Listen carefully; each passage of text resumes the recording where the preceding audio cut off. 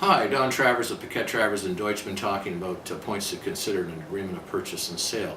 One of the points that we have a lot of problems with is with regard to rental items. Unfortunately, the agreements provide for rental items, and most people will stick in, of course, water heaters. Water heaters are often rental items, but now we see more and more water heaters as actually rent-to-own items. Now there's a significant legal difference here. A rental item can be removed at any time, replaced, etc., and purchasers can assume those or discontinue them at any time. But a rent-to-own is a conditional sales contract and does not have to be assumed by a purchaser if they don't want to.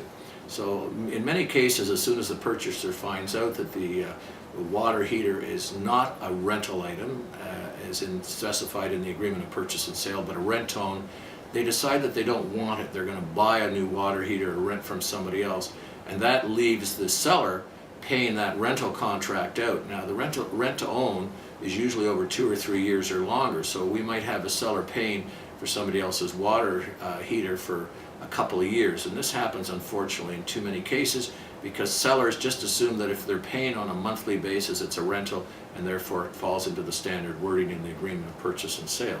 Unfortunately, this is not the case, and so sellers should examine their contracts very carefully to make sure exactly what is a rental and what is a rent-to-own. If it's a rent-to-own, they're going to have their realtor provide special language so that that buyer has to assume the contract.